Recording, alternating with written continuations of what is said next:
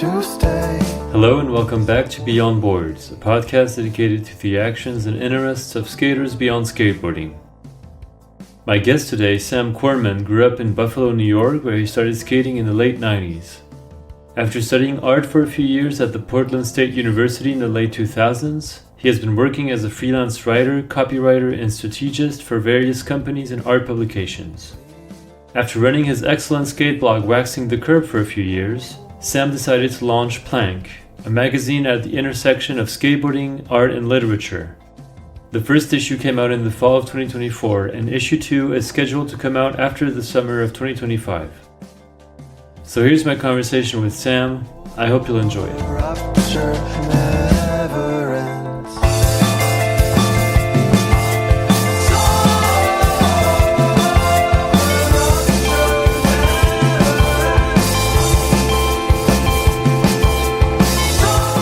So I used to start this podcast with, asking my guest how he or she started skating. So I would be curious, if you could tell us how skateboarding entered your life. And from what I understand, you grew up in Buffalo, New York, right? Is that where you picked up your first board?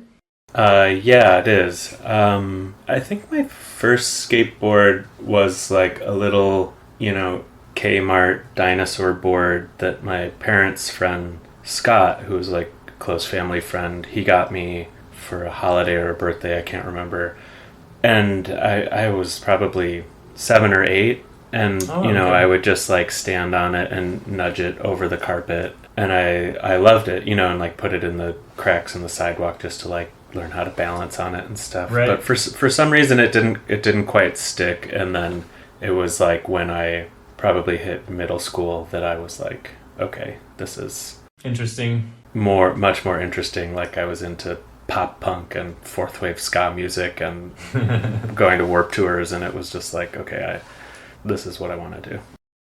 And so were there, like you just talked about how it entered your life and how it became interesting, but were there like specific skaters or videos or magazines or anything related to skating that kind of was this kind of entry point for you? I mean, honestly, I'd say that it was probably snowboarding more than skateboarding. I mean, Buffalo's like a really cold place most of the year, and I wasn't sure where it was, so because I heard the name before, of course, but I'd never been. So I looked on Google and I saw that it's very close to Niagara Falls, right? Yeah. It's like so very close to the border with Canada. Yeah. Mm-hmm. Yeah, like a 20-minute drive to Niagara Falls and about an hour and a half to Toronto. Okay. Yeah, so it's like in Western New York, in the Rust Belt, in the Great Lakes region, and basically like every weather pattern that comes in through Canada or across like the Plain States like goes over the Great Lakes and just sucks up all this moisture, and will just dump snow from like the end of November until April sometimes.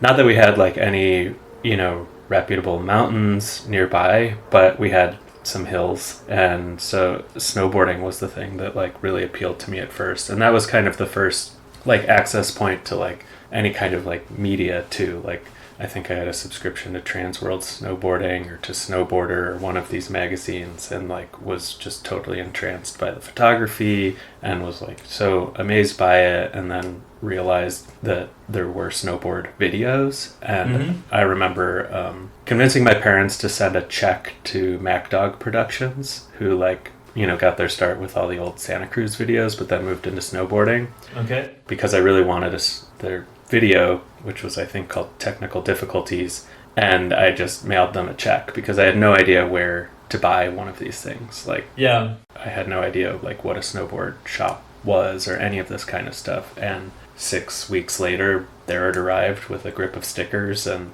that was kind of the entry point. But then obviously like snow melts, and you want to do something else. So like the other 6 months out of the year, it was skating, and over like in my early teens, I think the proportions kind of flipped from being about even to being more about skating, and realizing, I mean, snowboarding's expensive, and like I found every cheap way to do it, but all of my summer jobs until I was like 17 were I would save up all my money caddying at a local country club, and so that I could buy a new snowboard the next year, or a lift ticket for the next year or whatever. Yeah. And just realizing like actually the people I wanted to hang out with were my skate friends. The thing I wanted to be doing was skateboarding. And I remember reading an interview with John Cardiel around that time too, where he was talking about why he quit being a pro snowboarder. And he was like, oh, that's right. Skaters are cooler, and ski resorts are like way too posh. And so like, this is where I want to be. That resonated with you, yeah. Oh, that's interesting. Yeah. Yeah, I completely forgot that Cardiel was a pro snowboarder. That's right, yeah. Yeah, it was also at the same time that this interview came out that in one of those snowboard magazines, like the editor published an editorial like begging Cardiel to come back. He was like, we need you, we miss you, like snowboarding's such a monoculture. It's not like, the same without you. Yeah. And so I'm fast forwarding a little bit in time, but I saw that you studied art at a university in Portland, I believe. Yeah. Bachelor in Fine Arts. So I was wondering just how kind of this interest for art, how did it begin? When did it begin? Was it kind of alongside snowboarding and surfing? And how did they kind of, both interests kind of coincide, because they're very different things. And obviously now with Planck, you're kind of bringing all of it together somewhat. But I assume from the perspective of a teenager, it's harder to, put these worlds that are very different, very opposed in some ways together. So, yeah. Well, I think like art was definitely always there for me at the beginning. Like I feel like I wanted to be on that path really early, like even as early as like elementary school and stuff. Mm-hmm. My parents were both creative, like it wasn't like their profession, but it was something really present. My mom was an aspiring photographer, and all our family vacations would be to like different coastal regions or different like natural vistas and things, and there would be like one day to do a fun thing for me and my sister, and then the next day we would like go track down a lighthouse or a waterfall or something. My mom was like a nature photographer. And, oh, okay, wow. And she really wanted to build a business out of it too. We had a color dark room in our basement as, I guess, like a job that they invented for me. I would like scan negatives into the computer for her archive and all of these kinds of things. And, we had her photos hanging all over our house. I think the idea was like to kind of sell them at like furniture stores and this kind of thing as like decor, and try to like create a kind of brand name around that. Her company was called Ladybug Photo Decor. Okay. Wow. But anyway, yeah, so there was, and also just like it was kind of encouraged. And by the time I got to high school, like my high school had photo classes, and I took them all immediately, and then did independent studies all through high school, and had my dad's 35 millimeter camera. And my dad was like had been an aspiring writer at one point, and wrote for his college newspaper and stuff. And so there was definitely like creativity in the household. Yeah. I think another facet of it too is that while my mom had these like ambitions, she also taught herself how to like code and do computer programming in the early 90s, and was just kind of like enthralled by the sort of like open source coding landscape. And even though she had like gotten a degree in accounting, she eventually became, a very rare female presence in tech, and like would commute to Rochester and worked for Kodak and worked for Xerox for a time. So I don't know, there was just kind of like, there was something about teaching yourself things and about learning that was also like super present in the house. Like my mom didn't read novels, but she had, tons of bookshelves filled with coding books. Really? Okay. So this was sort of like the literature. So yeah, that was really present. And then by the time I discovered like skating and snowboarding, I'm in middle school, I wanted to be a snowboard photographer. I was like, this is my dream job. Like I want to go up on the mountains, and I want to shoot somebody like flying down a mountain. And then once skating became more of the thing, it was like, okay, I want to take skate photos of my friends. And I was like terrible at it. and pretty quickly realized I was like maybe more interested in like other parts of like art. And like was very lucky to grow up in Buffalo because it just has like a very historic art scene there. And I was like exposed to a lot of that really early on, also kind of through music and through skating. And I feel like I was really lucky in that like the skate scene really overlapped with the art scene. Like a lot of my friends, were a little bit older, and they were already studying at the University of Buffalo, and they were studying in like the experimental poetry program that had been there since the 70s and was headed by Robert Creeley, and where all of these like super experimental language poets went to teach after they left New York in the 60s and 70s. And so this is kind of where like the historic like avant-garde migrated to take teaching jobs at a certain point. And then there was also like the media studies program at the University of Buffalo that was also extremely important, and was where all of like the avant-garde filmmakers and a lot of like the Fluxus artists and stuff from the 1960s and 70s moved up to Buffalo and were teaching and working there. So like there were some art galleries there that they had started, and then also the art museum, the Albright Knox, just had like a phenomenal collection, and it was free on Fridays. And so like I would beeline it right there from, when I would finish school, and I would go over there and I would go teach myself about art, reading all of the wall texts and learning as much as I can. So interesting. I didn't realize Buffalo was such a rich, culturally rich city. Yeah, I mean, when I was growing up, it was a dump, but it was like perfect for me because I could go skateboard at all of these like really famous like modernist buildings downtown, because downtown was completely empty and blighted, and then there was also just this like these legacy art organizations, and so I don't know, there just like was a ton of overlap between those two worlds, I think. And so, I was mentioning that you studied art in Portland, and I was just wondering why did you decide to go there rather than in Buffalo or closer to where you were living? I wanted to move out west. I mean, it's definitely across the whole country, and it wasn't really anything about like the schools. I just wanted them to have an art program, but I wanted to be in a bigger city than I was in, but I still wanted to have some amount of access, like I didn't want it to be so competitive and expensive as like living in New York or something. And I had watched some friends move down there and kind of really struggle with it. So I wanted something different. And then I think that honestly, like it was like skating and music that made Portland seem so appealing, especially around 2007.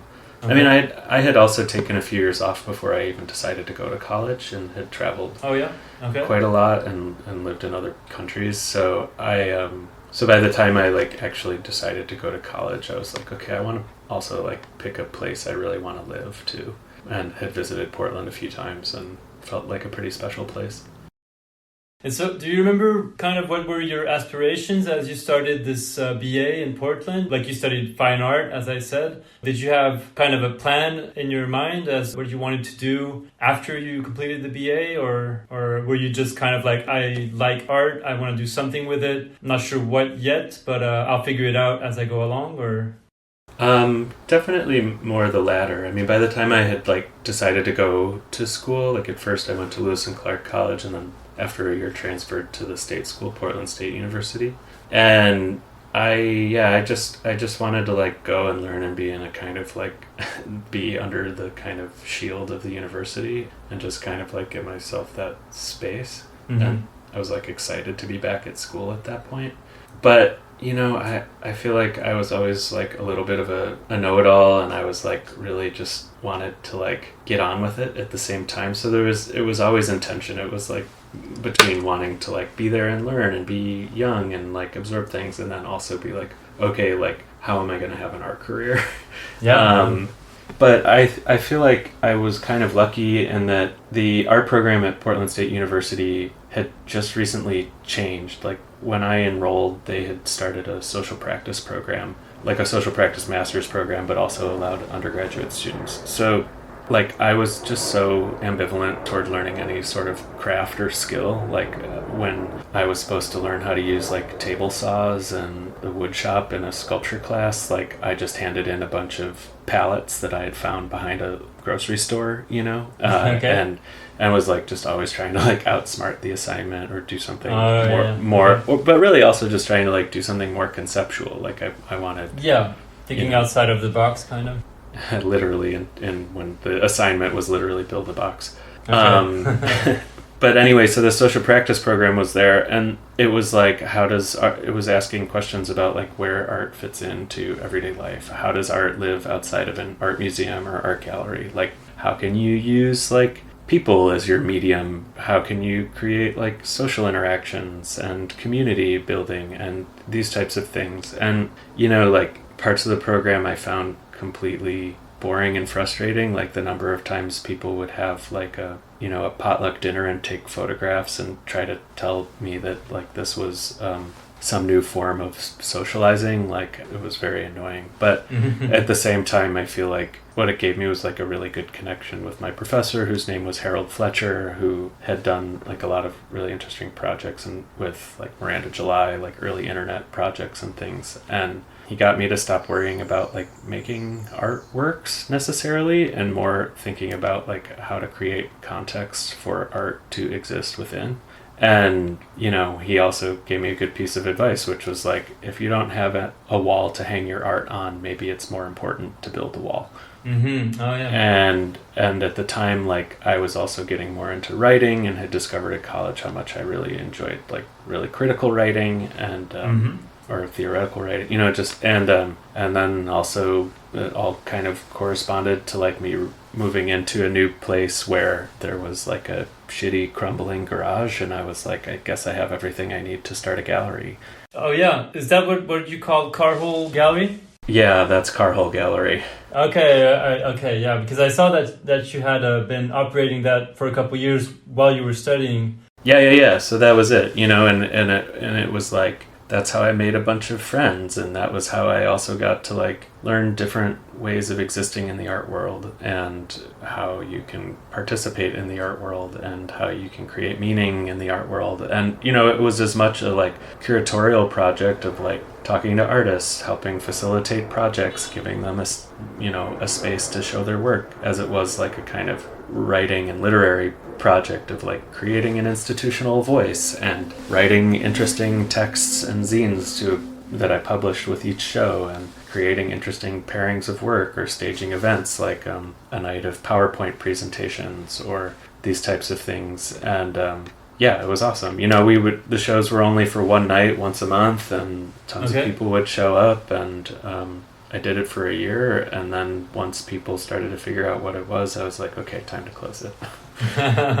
Yeah, that must have been fun. Yeah. But then that's also like, after that, I was like, okay, I guess I'm a curator now, and that's like a job that could pay me money. And and I basically, like, while I was running Carhole, dropped out of college and was like, okay, I'm just gonna see if this works. Oh yeah, okay. So you didn't complete your BA, or did you stop after the BA? No. It's I dropped out completely. Yeah, no, I never finished. Yeah. Okay. And so since 2010, you've been working as like a freelance writer and copywriter and strategist. And I think you moved to New York about 10 years ago. Mm-hmm. Like, what did you do after getting out of college and before heading to New York? Like, what did you do in that little gap? In that 5-year span, I moved a lot. You know, I started a magazine with some friends called Your Art Sucks. Okay. and did that for a couple of years, and then great name. And, you know, that was like an early seedling for Planck in a way, because it was about trying to put art and dialogue with other fields too. You know, we had a food issue, and I got the inventor of molecular gastronomy, Hervé Thies, like, to write something for it, you know.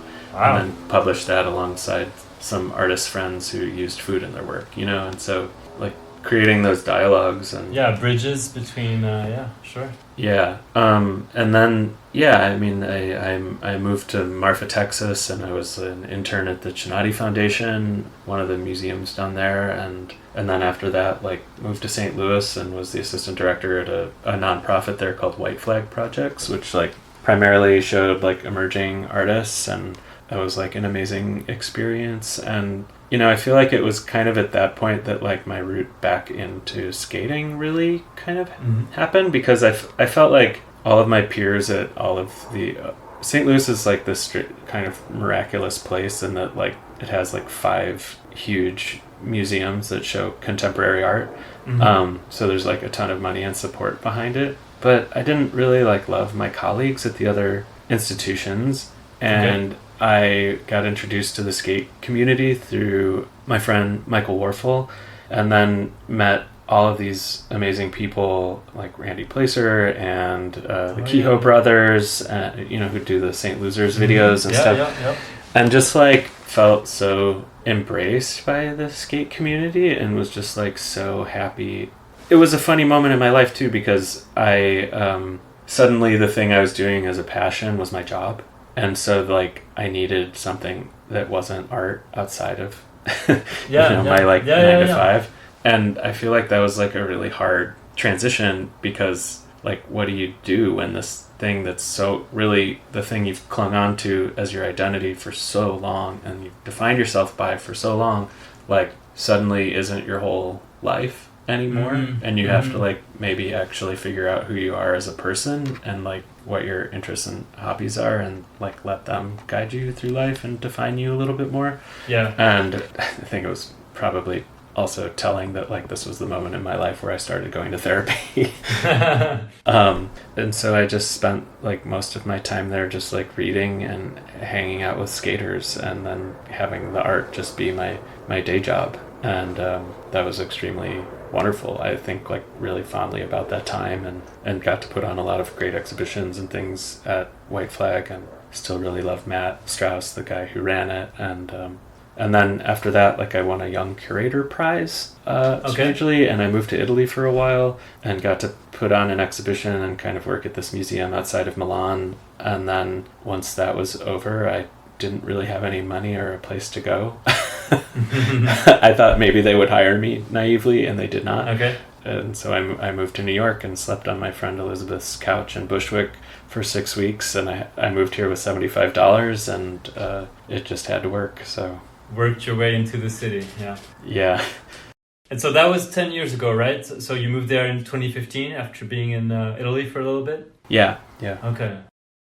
And so as I said, you've been working as a writer, copywriter, strategist, working for, well-known brands like I saw Verizon, Uniqlo, Walmart, and also for like contemporary art magazines or like publications. Like I saw that you were the associate editor of Art Review for a few years. So before we talk about Plank, I wanted to talk a little bit about Waxing the Curb, because you were doing this skate blog for a long time. I think the last post that you did was on the one on Ishad, right?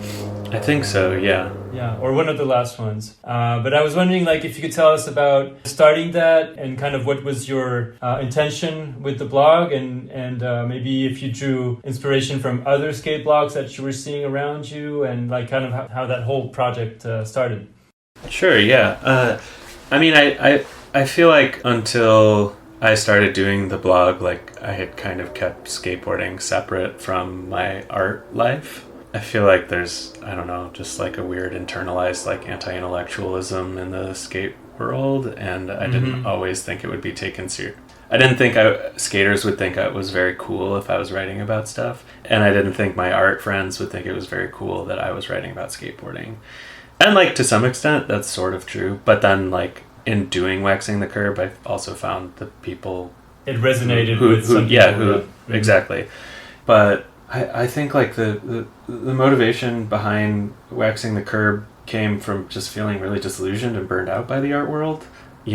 Right before the pandemic started, I had been working as a freelancer. I'd been hustling as a critic for a long time, and even as the associate editor of a big international art magazine, I was still getting paid a very nominal wage. So so copywriting was always there in the background as a way to support myself as I did this other thing that didn't pay very well, and always kind of had to keep those things going at all times. And so after a long time I was feeling pretty burnt out, but then I got offered a job back in Italy at an art magazine there, but then the salary was €20,000 a year, which in terms of the United States is like pretty low. Yeah, for sure.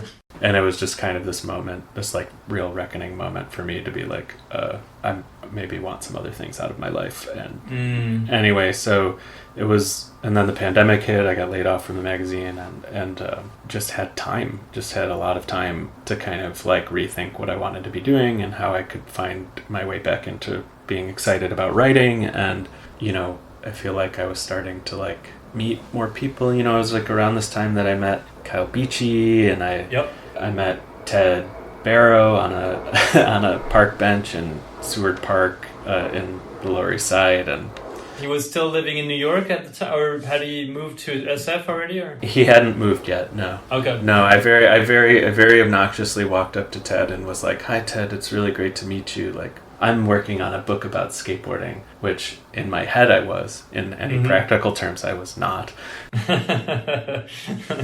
And anyway, he was very gracious about me interrupting his acai bowl. And but then I was like living in upstate New York, and I was like teaching myself how to fly fish, and I was like, okay, maybe I'll just like start writing about these skate videos. And I wrote like a couple really terrible reviews that I've like since taken down, and then finally just was like, just write it how you would write, you know, any exhibition review, just like and just let it fly, like stop feeling so self-conscious about it. And it was the Tom Knox Atlantic Drift part that came out around like 2020 or so that I finally was like, okay, I have a way into this, like this has a point of view and I can talk to that point of view. And then I just, you know, was always kind of trying to treat it as like a little bit more than just like an exhibition review, like really trying to look at tropes within skateboarding and treat it as more of like a semiotic exercise. Like I always like turn to Roland Barthes' mythologies as like a reference point to really think, to like use these different skate videos as as a lens for a larger cultural analysis. And, you know, some hit better than others, but it got me more excited about like what could be talked about in the context of skateboarding and how I could use, you know, my, at that point, you know, 15 years in the art world to like maybe start like teasing out what skateboarding means a little bit, at least for me. And like one of the surprisingly rewarding things that happened and weirdly like continues to keep happening from that blog is that I like actually got to connect with the people who I was writing about. And, you know, obviously I would tag them when I would post these interviews. Sure. And I would like get a response, like they would read it. Like artists were not doing that. The art world is like its own weird, cagey, strange place. And, you know, the skaters would read it and they would be excited. And then I would also see that like other people with their same last name were looking at the stories and realizing they were sending it to their parents and their siblings and their extended family, and they were all seeing it. And one guy, Brandon Younger, who I know from St. Louis, he made that video Stained with like Max Wheeler has the ender, and it's an amazing video. And I reviewed it for Waxing the Curb, and he told me that he sent the review to his parents, and he was like, see, like I told you, you didn't see it, like you didn't see that this could be important and that this could be like a real thing, serious, but like here somebody's taking it seriously, like and he said like it helped, you know, kind of helped his parents see that like it wasn't just like a silly adolescent thing, and you know it had more depth. And I mean, you know, and it is a silly adolescent thing, but like it has a lot of layers. And now like Brandon, you know, films for Weekend sometimes and does a lot of stuff with like Chandler Burton. And, anyway. So Waxing the Curb started around the time the pandemic started then in 2020? It was like end of it started in 2019, but then like I really started doing it at the end of 2020. Okay.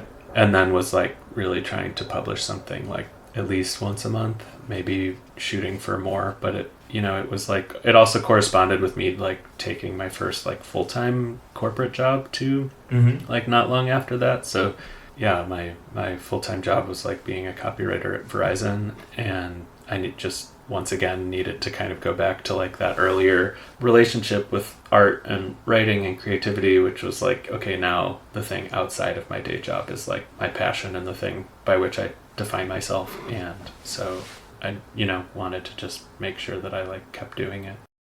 I was looking at the blog earlier at Waxing the Curb. I hadn't noticed this before, but I saw that you called it like the psychoanalytic analytic skate park. I'm not saying this right, but the psychoanalytic skate park. Yeah. And I saw, I think on the Substack page, you said skate or cry. Yeah. Like to receive infrequent but amusing essays on skateboarding directly to your inbox, skate or cry. And I just thought it was really, really funny and just an interesting approach of a skateboard criticism, I guess. Yeah. I mean, it's skateboarding. You can't like take yourself too seriously. Yeah. And you mentioned that some people that you were doing pieces on, like read your pieces and were stoked about it. Like, did you get to like engage conversations with like Tom Knox or Ishad or people like that afterwards? Not with Ishad and not with Tom, but with Spanky. Okay. Yep. And that was like really rewarding because he was so important to me as a teenager. And I mean, I think he's only 2 years older than me, but probably like 40 now or something. Yeah. Yeah, and but back then, he was already like dating Sean Marshall and going to Max Fish and traveling through Europe by himself, and and there were all of those like. I mean, this was like just after This Is Skateboarding, and like all the America guys are like now just like blown up and on a world tour, and seeing like Spanky as this like young, like also like young hipster, which was like I never was like a Hesh guy, and seeing this like young person who's into like indie music like I was like still getting on in this universe and representing that, and kind of also like being taken seriously by media and people outside of skating, like getting featured in Vice magazine or like just being in a really cool creative scene that's like got also like all of these fashion people and all of these art people, and that I'm also like looking at around the same time and realizing like, oh, a skater does have a place at the table. And I don't think at that time in my life I realized quite like what partying meant, but but it definitely was just such an early influence for me to realize that I can like still be a skater and like wind up in those worlds too that I also aspired to. They weren't irreconcilable. Yeah. And so like being able to kind of connect with Spanky after I wrote something about that, it was after his Horses part came out, and connect was like extremely cool to just like DM a little bit. Yeah, sure. Yeah. And a very funny one that happened recently. So like I've turned my attention to Plank, and Waxing the Curb has sat dormant for a long time, but I like got DM'd by Tori Pudwell's wife. Okay. Because I wrote like one of the longer pieces on the blog about Tori Pudwell, but it's more an essay about like how skateboarding transitioned from an analog medium to a digital medium, and like how those contexts have changed skate culture, and using Tori Pudwell as the lens to talk about that. But it was like, it was a long piece, and he never responded. None of his sponsors responded. And I was just like always curious if he ever had ever seen it. And he hadn't until about a month ago, when his wife was like, or when he and his wife were looking something up, and then they like clicked on this image, and it took them to Waxing the Curb, and they read it, and they were like, oh my God, like it feels like he's in the room with us now. Like, how does he know this stuff about like, Tori's life? Like, how does he? But yeah, it was like, and they were like, this was amazing. Yeah. And she was posting about it. It was like, felt really good. One piece that I was reading again recently, it's called Board Breaking for Emotional Pretend, on the trope of breaking skateboards. And it's kind of a focus on Mike Carroll in his Yeah Right part. And I'm just going to cite one sentence from there. It's taken out of the whole thing. It doesn't make much sense. But I was just curious to have you kind of develop that, because I don't know, for some reason it struck a chord with me or something. So the sentence is, I didn't continue skateboarding because I was good, and I wasn't. I continued because it was a forum for emotional pretend.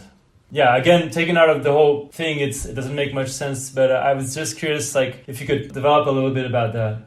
Yeah, I mean, I kind of the motivation, or what I discovered the motivation in that essay was, realizing like what a kind of theater or performance skateboarding was for me at first. Like before I ever figured out really how to do tricks, like I was just imitating people older than me and getting to like play out scenarios of like anger or foolishness or silliness and rebellion and all of these things, and that was like the thing that I responded to so much, and that they were sort of like characters. And I remember it felt like, okay, I can't do any tricks, but like I can definitely break a skateboard, and and like that looks authentic to me. That makes me feel like I'm getting the same kind of emotional catharsis, and obviously like if I can get a new skateboard, even better.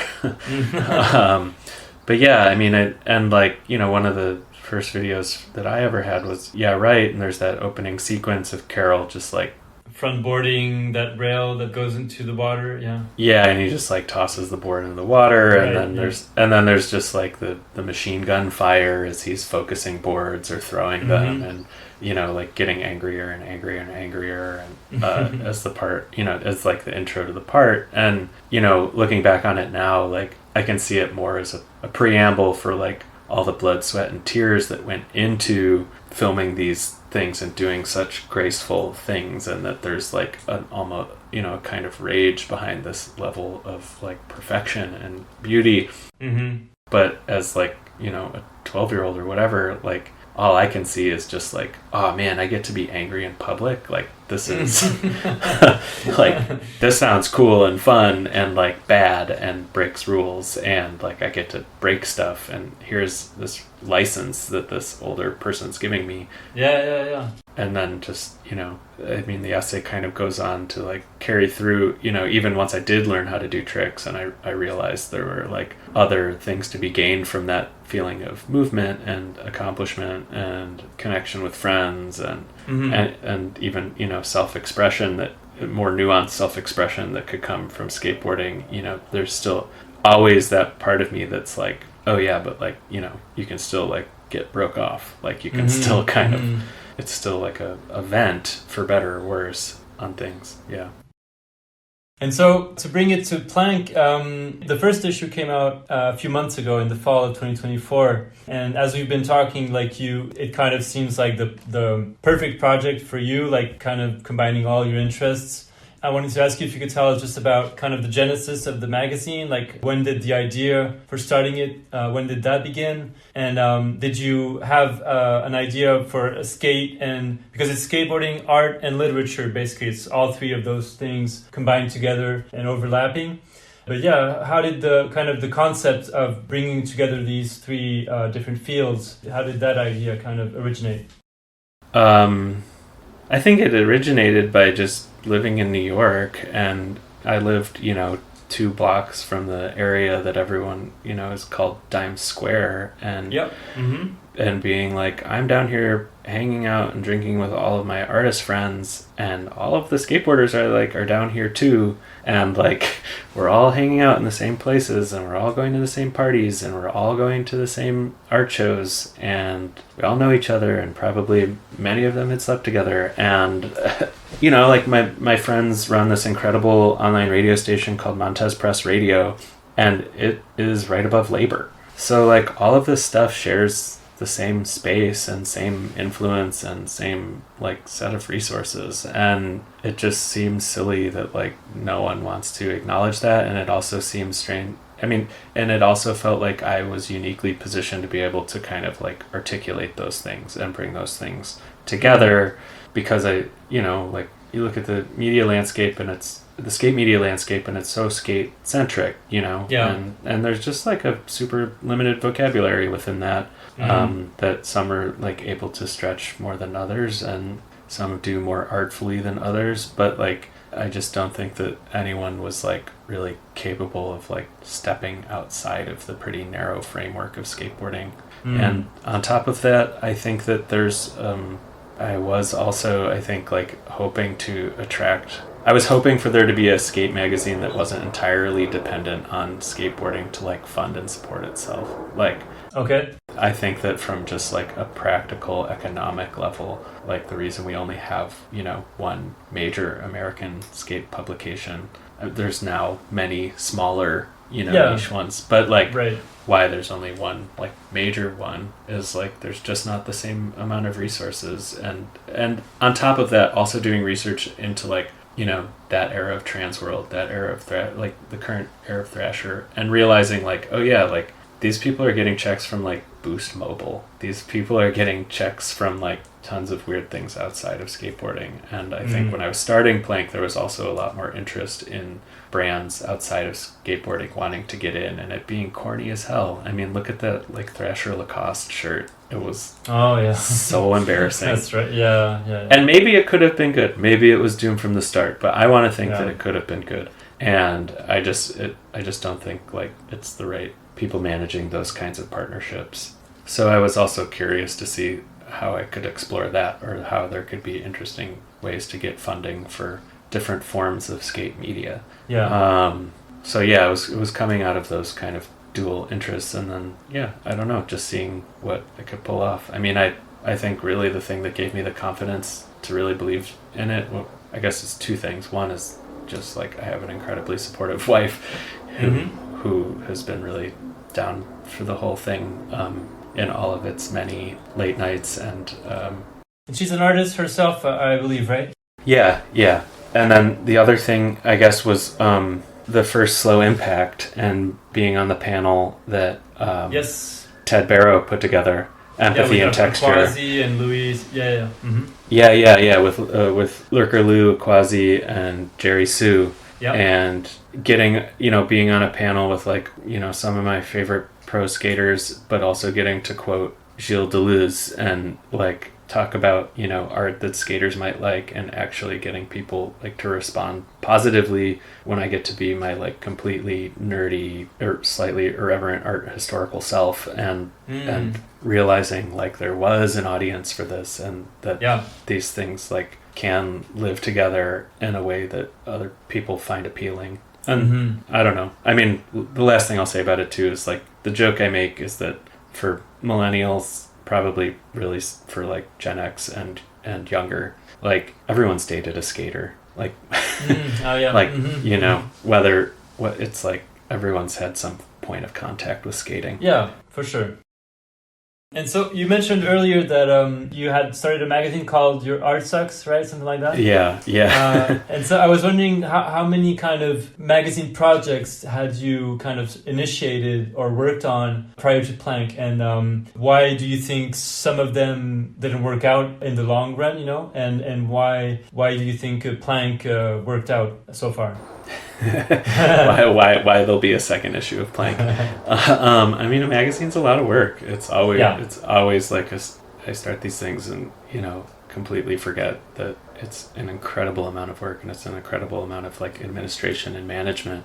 So like the fun stuff is 20% of it. The administration, the editing, the practical side of distribution. All of it is, takes up most of your time. So you better like love what you're putting out there. I mean, the other ones, I was just like young. They weren't necessarily built to last. Your Art Sucks was really only supposed to have 5 issues, and we wound up doing 4. Okay. But I moved away. My collaborators moved on to other things. Like it had a natural end, and I'm happy that 4 came out. But I've also like edited a lot of books over the years on a freelance capacity, and my job for the last almost year and a half is also like editing art books and things. So I don't know. I think that the reality is also that like I had a kid, and I maybe can't just be jumping around so much with my projects. So part of it is like, or the hope anyway with Plank, is that we're creating a little bit of a model that we can then work within. So it's not just like constantly reinventing the wheel. Because I feel like I maybe have like a problem of just that I love to start things, but the follow through is a little bit hard, Sure. And I think that also with Plank is I have like a bunch of really great collaborators who are really shaping it as well. So And I also have had like real luck in finding people within the skate industry or outside the skate industry who are down to support it. Yeah. I was reading somewhere that I think you were on the phone with your wife and she told you her water broke and you had just learned that you got an ad from Sci-Fi, right? Sci-Fi Fantasy? The first ad for the first issue of Plank. Yeah, those things happen the same day. Simultaneously, it's pretty funny, yeah. Yeah, she called me from the grocery store. Yeah. And I was like, Dena, you won't believe it. Jerry got back to me. He's taking out an ad. And she's like, you won't believe it. I have bigger news. Yeah. And so you started Plank, and how long did it take to put together this first issue? Because so it came out in the fall of 2024, and the idea for it is to be 2 issues a year, I guess? Yeah, that's not working out so far, but we'll definitely be able to fulfill our subscription agreements. Yeah. Yes, that's the goal. And I think definitely moving forward, we'll be able to achieve that. But the first issue, I think it took 9 months from the first emails I sent out commissioning people or inviting people to write stuff to when it actually came out. Okay. Yeah. And so when you started, did you have a very set idea of what you wanted it to look like? Did you have the name already kind of figured out? Did you have kind of all the pieces of the puzzle together? Or did that just slowly kind of just happen? I had the name, and my friend Monica said that she wanted to design it. And that's about it. I had a few, and I had the theme. I had a theme. Okay, so the night for the first issue. Yeah, and I think that's like really what gave me some kind of framework to like put something together and to start making initial invitations, because it was really hard to tell people like what this thing is without having anything to show for it. Yeah. And so having that theme, and it was like nicely general, it was like, okay, now I know who can go in this issue. Like I have a vague, idea of like the things I want to bring together, but it could have still been anything. So how do I capture this magazine's like essence? It's like, okay, that theme of the nighttime really helped shape it in a big way and narrow it down. Exactly. It gave me like a creative limitation to be like, okay, well, now what artists do I know like use the night or have the night as a kind of backdrop for a lot of their work? And so it's like, oh, of course, like Mark Lecky, like let's reach out to him. And then like, where does night skating like look the best? Like, oh yeah, like Tokyo, there's tons of really cool night skating in Tokyo. And then I reached out to Changsu, and he was like, yeah, totally, and shot this amazing editorial. And then like reaching out to some writers and being like, here's the theme, and they're like, okay, cool, like I can work with that. And then they like give me something back, whether it's like Ian Browning's like amazing piece about the disappearance of late night diners in New York, has subsequently been like copied in New York Times and other like local newspapers and stuff. Like other people are kind of, so like Ian's piece was like a bit ahead of its time on that, in that respect, and in that changing landscape. So like we're trying to be aware of what's happening in skateboarding and what's happening and what a larger conversation is too. But yeah, the nighttime just really, I think it just like gave me something to pin it on and build something off of. So but like I didn't know what the columns would be. It was like once I had a few features lined up, I was like, oh right, you need like, everything can't be 2,000 words. Like you need some articles that are like easier to take in, and some articles that are just visual. And I also wanted poetry in there. Like, where's the poetry go? Who are the poets? Yes, Ali Todd wrote some amazing stuff. And a really old friend of mine, Rosie Stockton, contributed a few really, really beautiful poems. And she's amazing, and she's like such a luminary in like the really cool part of the poetry world. And then I was like, okay, well, what else could we do? We could do a questionnaire about like skaters' sleeping habits. That sounds funny. And so like when my daughter would wake up at like 4 a.m. and I'd have to like go nurse her back to sleep, like I would also, while she's like sleeping on my arm, I would be like DMing pro skaters like, hey, would you want to tell me about your sleeping habits? And they would be like, sure, okay. And I've never gotten that question before, and I probably DM'd like 60 people and 25 got back to me. And That one was really cool. And that's something I really enjoyed. And I think I told you before, we were DMing a while back about this when I first got the issue in my hands a few months ago. But I love how the articles kind of overlap one another. I don't know if it's the right term, but like, for example, there's the whole, I guess the central piece, or like the biggest piece is the one on Heath, which you did, which is amazing. So there's this whole piece. And then on the bottom of the magazine, there's like these little paragraphs, which are basically what you were talking about, the sleeping habits from pro skaters. And it's a questionnaire, the same questions that you asked to, I don't know how many, but like 20 or 30 different people in skateboarding.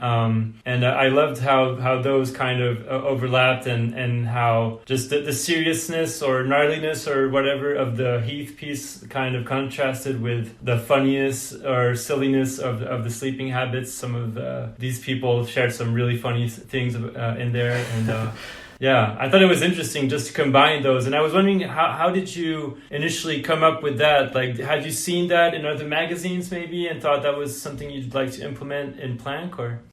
I mean, I always wanted there to be a kind of slippery relationship between fact and fiction in the magazine. I mean, the things that are true are true. But, I wanted there to be a kind of, like, when you're reading some of the short stories, do you know that they're short stories? Like, we don't tell you it's a piece of fiction or something. We don't, like, label those things. And I wanted there to be, I wanted it to kind of be a little bit messier, or exist kind of in an in-between state.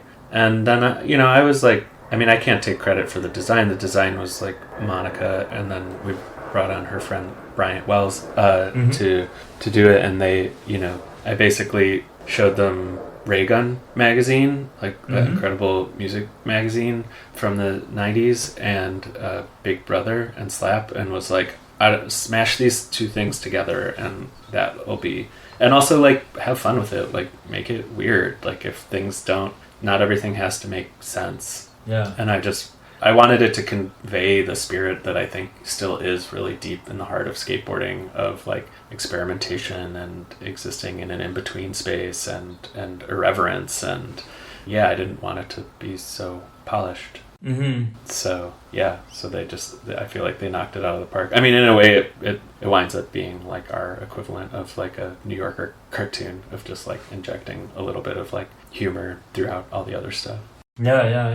No, it's I really, really enjoyed it because it's so different from any skate magazine I had ever seen. So it's really, really interesting.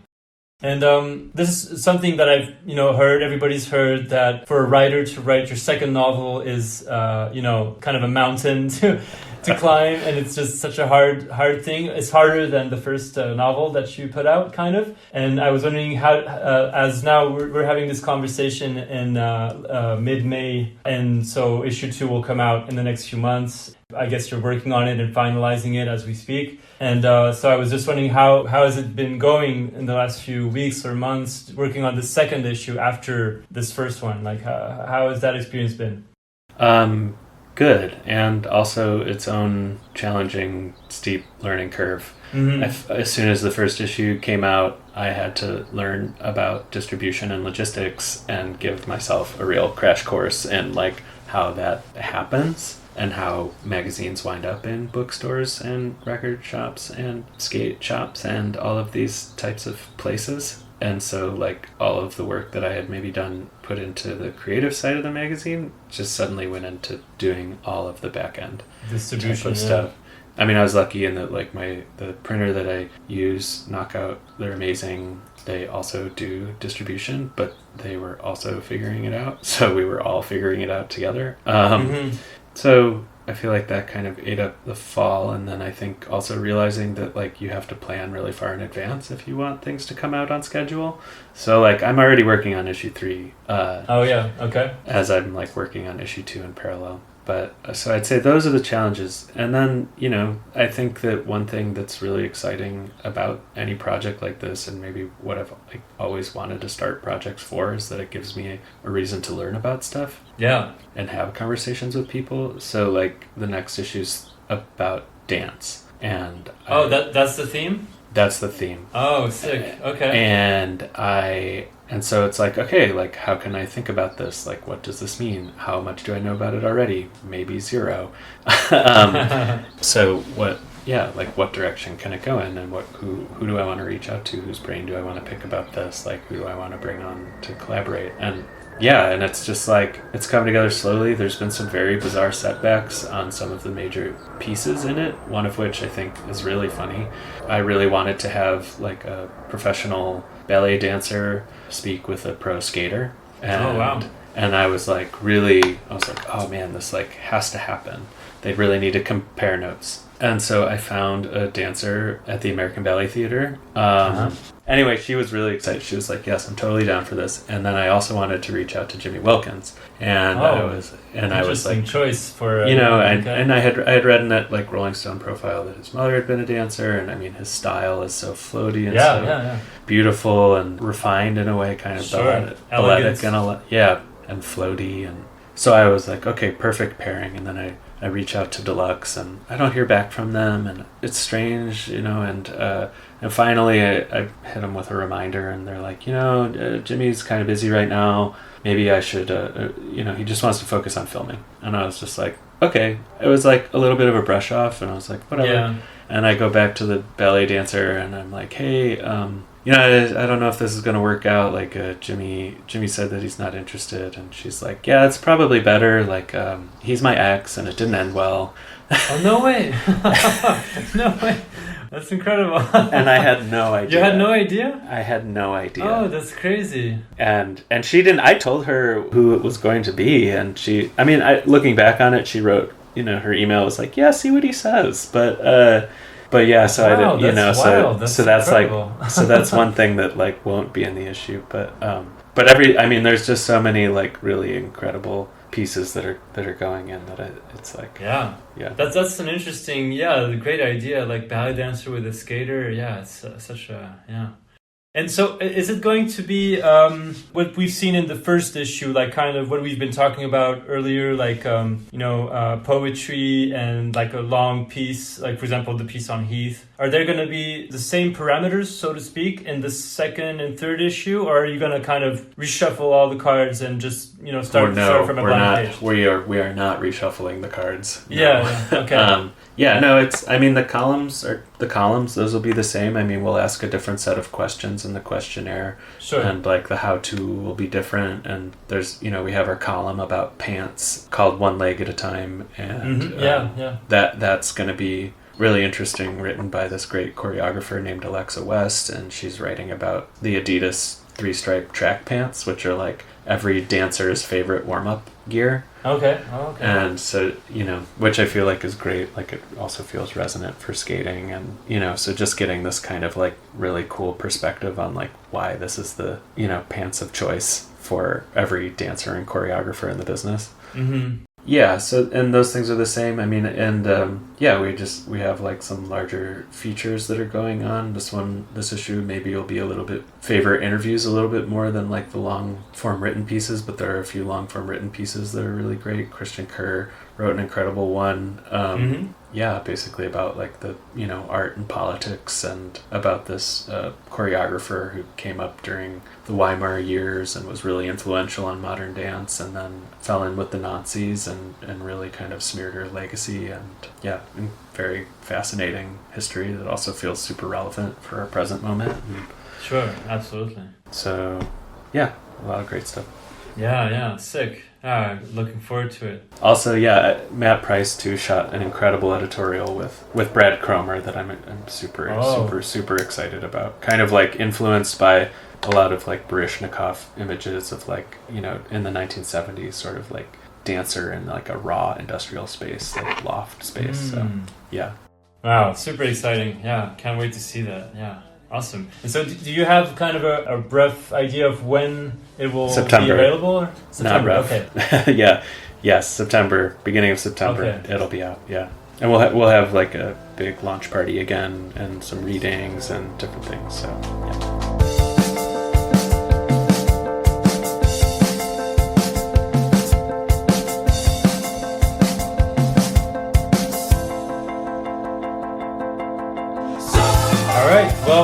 about we do these friends questions to wrap this up, because I think each question will kind of give you an opportunity to talk about some different things we didn't mention yet. So Sure. Let's see. Let's start with this one. Hi, Sam. It's your friend Kyle. And I have a question for you. Forgive me for being maybe a little broad here, but what I would really love is to hear you lay out for us why you believe critics and criticism are important for a robust and healthy culture. Why in the year 2025 do we need criticism of cultural objects? And more specifically, if you could apply that to skateboarding, what role does criticism play in a skate culture, and where would you like to see it go in the future? Okay, thank you. Yeah, I was like, oh man, what's Kyle gonna ask? Sweating a little bit? Yeah, a little bit. No, he's always got a good question. Cuts right to the quick. I think, I just heard this like really good quote from this critic that I really like named Ben Davis, who I think is a really, really smart art critic and is someone who really thinks about like where art exists in the larger spectrum of culture. Mm-hmm. And to paraphrase the quote, it was something like, yeah, you could have art without criticism. It just wouldn't feel like art. Mm. And I've been really like thinking about that for the last couple of weeks since I read it, but it feels really true. Like, I think that if you're not, it's basically a question of like, if you're not having like conversation about it, if you don't have real like critical engagement about it, if there's not a swirl of opinions around something, like, what's the point? What's the point? And also, does it have meaning? Like, where does the meaning come from? It's like an interaction between an art object and a community, it's, yes. Do I think like we need capital C critics who gatekeep and determine, yes, this is good, or no, this is bad, and can like make or break a career? Like, I don't know. I mean, I kind of don't think that they exist anymore, at least in the art world. So, but I think that like, yeah, criticism is definitely very important for that reason. I mean, yeah, it's like, sure, it can exist without it, but like, it's not going to feel good. Yeah. And then where does criticism exist within skateboarding? Where would you like to see it go, kind of? Yeah. And where would I like to see it go? I mean, I just want like more of it. I don't know. I mean, I feel like I think it's always been there, like that's what shop talk is. That's what you do at the skate shop. Like skaters have always been engaged in like a very robust form of criticism and have their own kind of beautiful approach to it. Like, I think in a conversation that Ted Barrow and I had about skate criticism, we talked about how like all of skating is like an inherently commercial medium. We're like talking about the promotional videos for products. Like, skaters are part of brands insofar as they can increase the profile of the brand. But what I like, and this is like drawing on the artist Dan Graham in this really great essay and film essay that he did called Rock My Religion, which is like talking about the history of rock and roll, is he's like, yeah, it's always been a commercial teeny bopper medium, but in it, there's always been this kind of inbuilt irony, this sort of self-awareness that like, we know that it's a commercial product, so like, what else can we get away with? And I think that that's like also been the appeal of skateboarding. It's like always been a kind of critique of being a brand as it is a brand. And like, obviously now the strategies are like, I don't have to go into that whole thing, but like irony obviously has a different position now in the world and as a form of like critical resistance. It's not the same as what it meant in the 1990s, but I do think that like skateboarding already has just such an amazing like built-in critical faculty. Like, the skate shop's where I learned to be a hater. So like, I think that's just always going to exist. As far as like written criticism, I think I just like want to add a few extra pages to Plank and have a review section like in the back of an art magazine, and maybe just have a few more voices like chime in. And maybe also I think that there are people who might want to be doing it and there's just not a venue for it. So that's where on a practical level, that's where I'd like to see it go.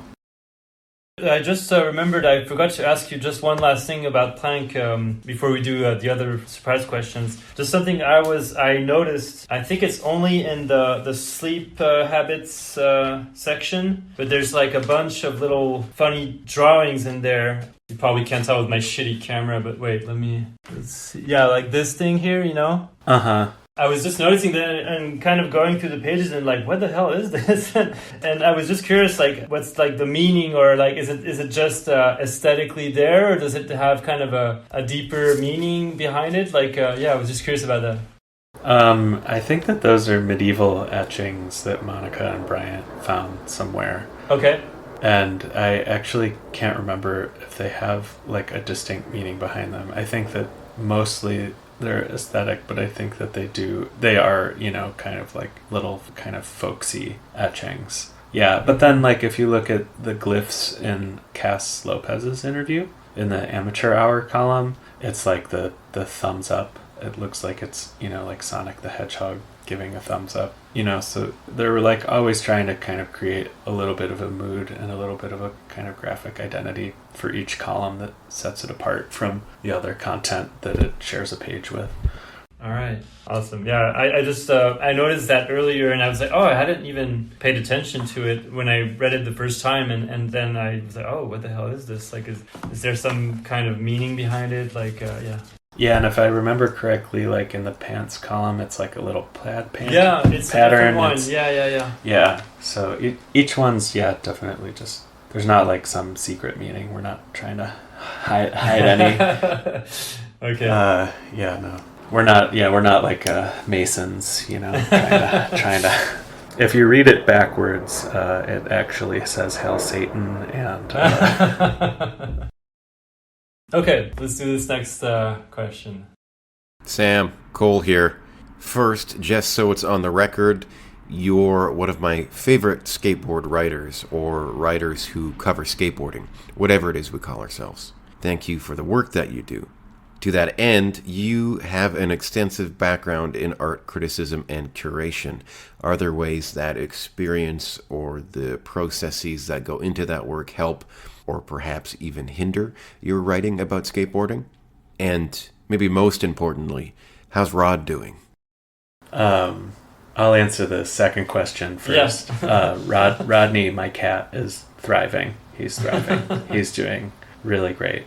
Is he called Rodney as a tribute to Rodney Mullen or other famous skater Rodneys? Or No, I didn't name him. He was my wife's cat before I came in the picture, and okay. And so he's really more of my stepson, and but he definitely has more of a Rodney Dangerfield type demeanor to him.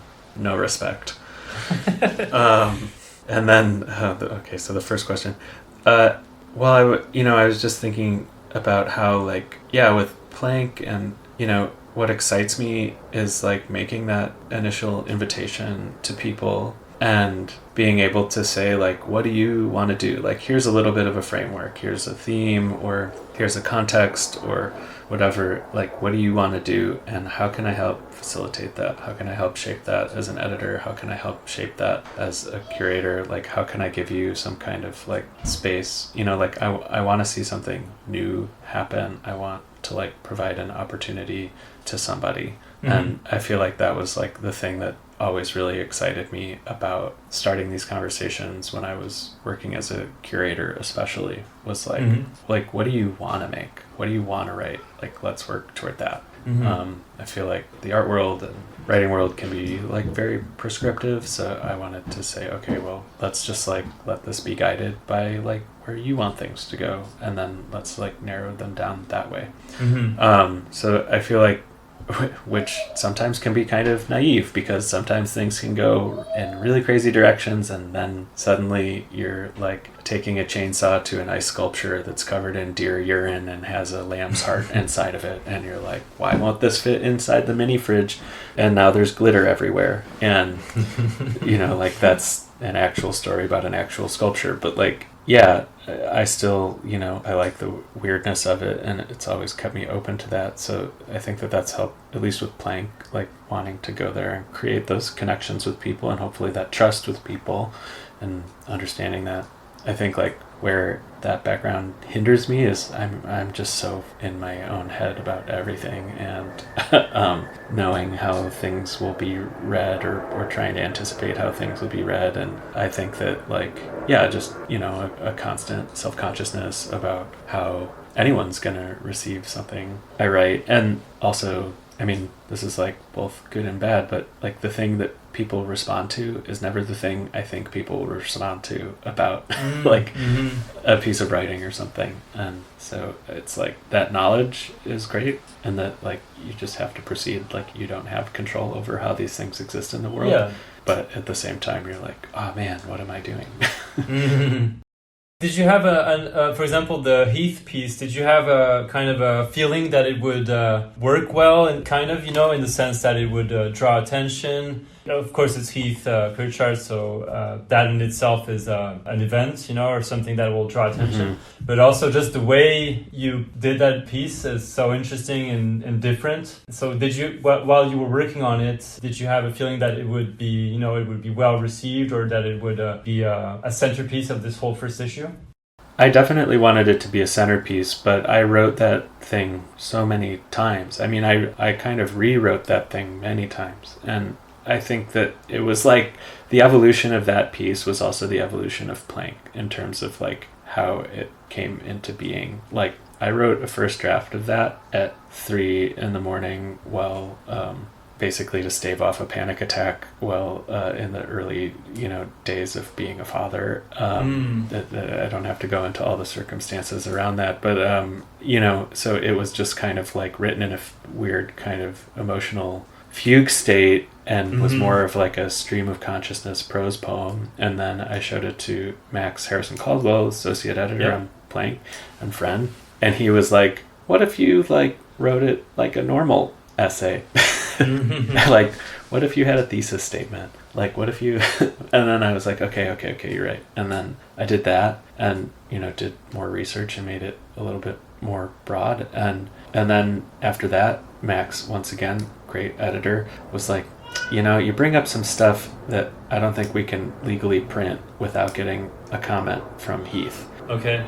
And, you know, I didn't know how to get in contact with Heath. Like, I didn't even know if you could get in contact with Heath. Like, he's famously reticent, you know, he's like famously hard to find, you know. And but it, you know, that like forced me to grow up a little bit about like how I was approaching these things. And I wasn't like writing fan fiction anymore, you know. I had to like really step up and be like, okay, like I'm making a magazine, I want it to exist in the world, and it's gonna wind up being in front of people. So if you're trying to have hard conversations, like you have to actually have those hard conversations, and you have to, you know, talk to those people. And through various friends, I was able to connect with Heath, and he like sat with me for 3 hours. And that must have been a pretty epic moment. Yeah, totally. Probably very intimidating as well, but yeah, extremely intimidating. But like, it seemed like maybe it was a little bit cathartic for him, and that he seemed very open and gave me very unvarnished answers and stories, and was never shy about answering a question. Did you tell him before you jumped on the Zoom call with him? Did you tell him more or less what you wanted to talk about, or did you just say you were working on a piece with him and he had kind of no idea what it was going to be? I told him. Okay. Yeah. And then when we sat down for the Zoom call, I was like, hey, you know, like I want to talk about, you know, the big hits of your career, but like we also need to talk about like the accusations that the late James Hardy made on the Bunt about hazing, and like, so, you know, we're gonna talk about the highs, some uncomfortable things. Yeah. And he was like, ask me what you want to ask me. Okay. And even when I did, and, you know, it was like super uncomfortable, he was like, just go ahead. Like I don't know, it was strangely reassuring. He made it easy for you, or as easy as possible, I guess? Yeah.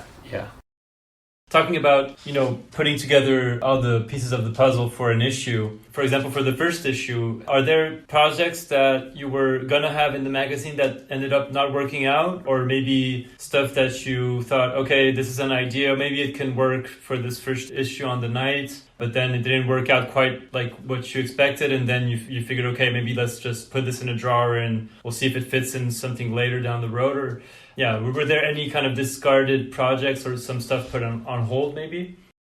Honestly, no. The night came together in a miraculously smooth way, and everyone who contributed something, like, I feel like totally nailed it and really like made the space that they, had in the magazine their own, while still kind of, I don't know, I think there's just like a strange and really beautiful continuity to the whole thing.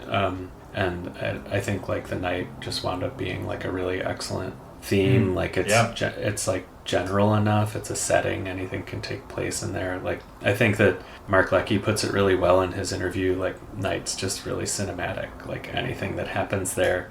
And he's talking about how like you can just use like a shitty video camera and it suddenly looks like it's still really like beautiful and had a professional behind it. So maybe something similar happened in prose for me. I'd say more in the second issue, I've had to table some things that didn't work out so well. Okay. But, one will probably appear in issue 3.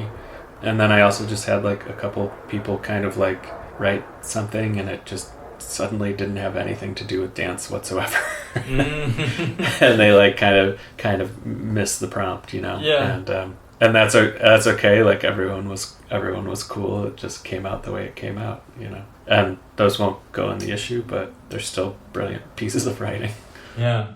So I assume it all starts kind of with the theme then, because then once you've figured out the theme, then you start heading up people like, okay, this person will probably write something cool about this. So I assume if you're already working on issue 3, you already know the theme of issue 3.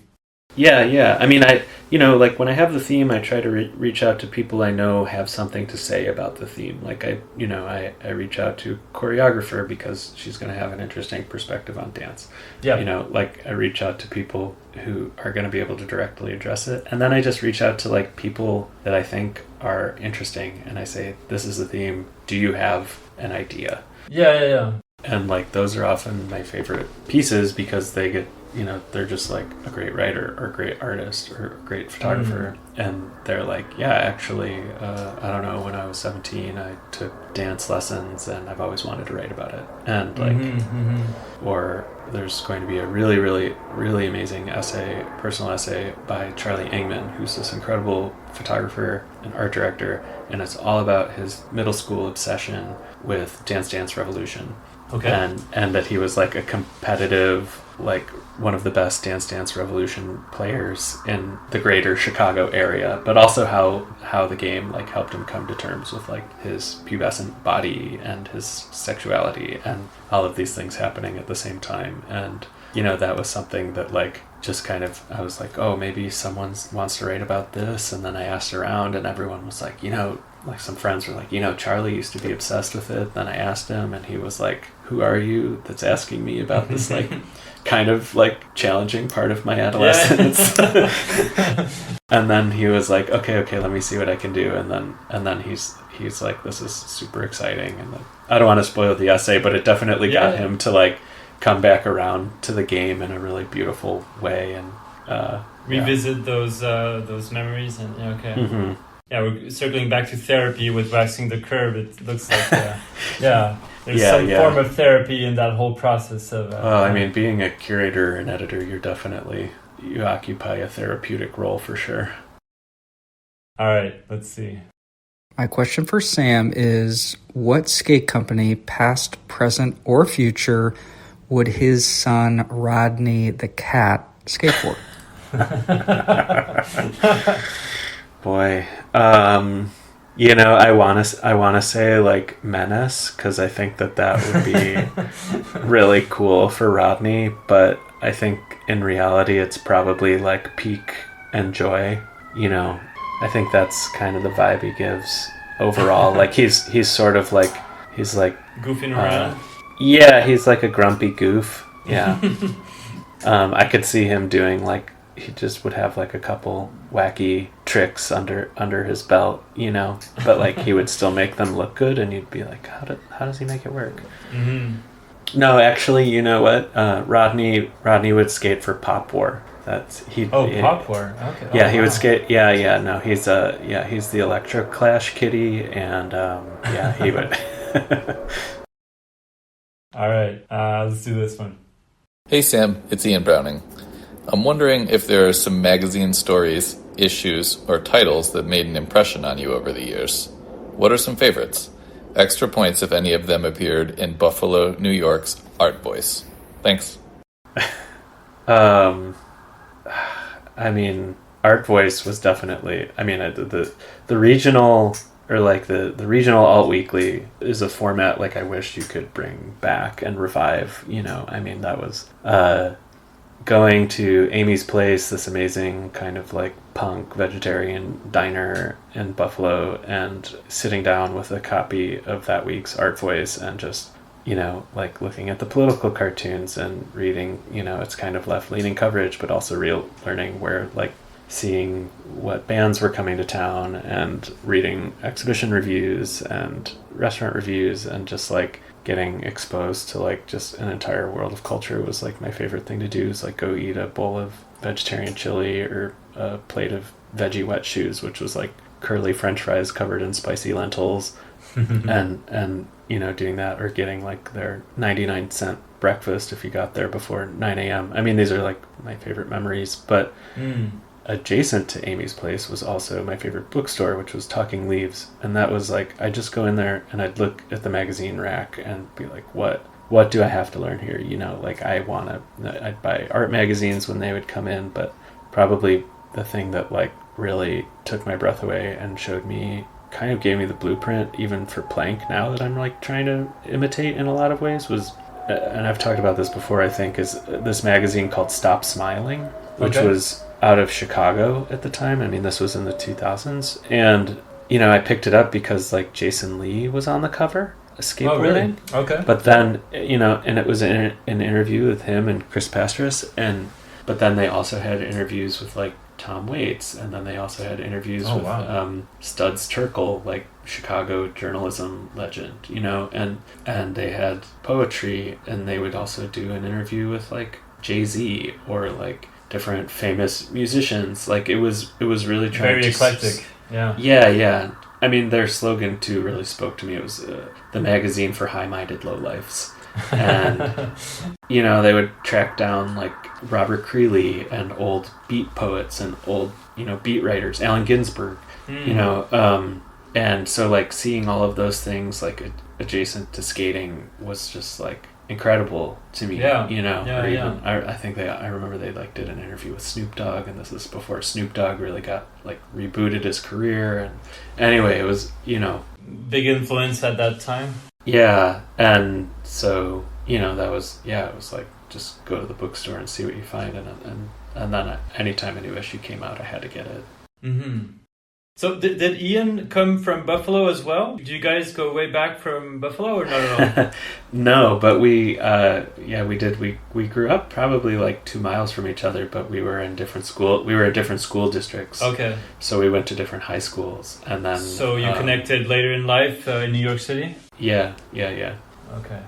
We were on one skate session together that I still remember really distinctly, and it was at a spot called Trackmasters, which was outside of the recording studio owned by one of the Goo Goo Dolls. And it was these slate banks dug into this big grass berm, and it was extremely fun. And it was just one of those days, like a Saturday or Sunday, where just like everybody went there, everyone parked it there. It was like extremely fun session. And I remember doing my first blunt fakie on the banks, my first and only, I should say. All right, let's see. Hey Sam, hope you're doing well. When we last hung out in New York, you were still living in the Bowery, and you made us a flourless chocolate cake that was delicious. Just curious what got you into baking and how cooking may play a positive role in your creative life.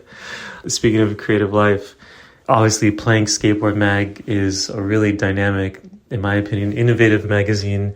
And I know that you and I have bonded over certain magazines that we liked growing up, or coming up in like college and whatnot. Just curious to hear about some of those niche magazines or zines that really inspired you to not only make Plank, but also do Waxing the Curb and just pursue writing.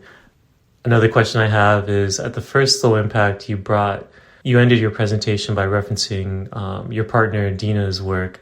And I thought that was a really powerful moment in the room where you kind of really brought it full circle of like all these things that are impacting your life. And obviously citing your life partner's work was definitely a part of that. I'm just, a very broad kind of dumb question, but how do you guys support each other's artwork, and how do you guys support each other's creativity, and how has that changed over the years?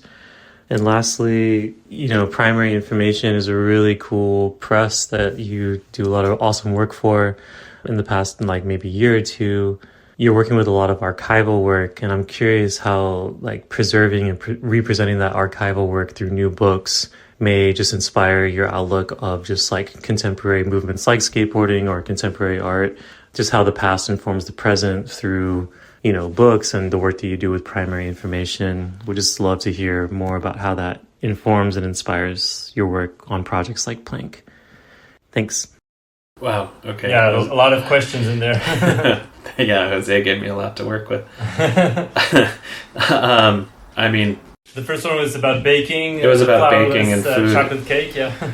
Well, that was Nigella Lawson's flourless chocolate cake, just for reference, and had added a little bit of orange zest to the recipe, so it was like an orange chocolate. It's delicious. Mm-hmm. Food, I don't know. I love food. I love like cooking for people and having dinner parties and all of these types of things. It's just the same extension as curating or starting a magazine. It's like I want to create a context to bring people together that hopefully, makes them feel comfortable and let their guard down, and we can like have weird, funny conversations and, do something pleasurable together. So yeah, that's like why I cook and bake and do all of that kind of thing. Mm-hmm. I think the magazines, I feel like I just addressed that with the Stop Smiling, so maybe that one's good. But with Dena's work, my wife Dena Yago is an incredible artist and incredible writer and just incredible thinker. I think she and I share kind of just like a more holistic idea about what an artist's practice or an artist's life is supposed to be. I think that there's like a very narrow image of what an artist does, which is like kind of just dates back to like the 19th century, where you like go and stand alone in a room and out comes this brilliant painting or out comes this sculpture, and it's like a semi-heroic act, and it speaks to, and it exists outside of time and outside of daily life, and you just sort of suffer a kind of poverty just so that you can focus on your art. And I've just economically never been able to pursue that, neither is she. And two, like, that just seems silly, and antiquated, and there's just so much more that happens around making an artwork that just should be folded into its understanding. And I think, I'm constantly inspired by the way Dena approaches that, and how brilliantly she articulates that in her writing and pursues that in her life. But as far as like how do I support it, it's Mother's Day in the US this weekend, and my present was tickets to go see Maria Bamford, her favorite comedian. Okay. so hopefully that was like a part of supporting that work, and because on top of all of that, I also think Dena's just one of the funniest people I know, and I know Maria Bamford's a major inspiration. So keeping that alive. So that's one practical thing. Yeah, absolutely. And then the archival work for Primary Information, archival work and deep research, has always been such a part of my life and work. I think one of the things that the Primary Information job has helped me understand is like the value in finding out who's still alive and contacting them. Because so much of what we do there is working with stuff from the fairly distant past, and people are hitting their 70s, 80s, and 90s, the artists that we were working with. Or there was one project I worked on for Thing magazine, which was this amazing kind of black queer house music magazine in the late 80s and early 90s based in Chicago.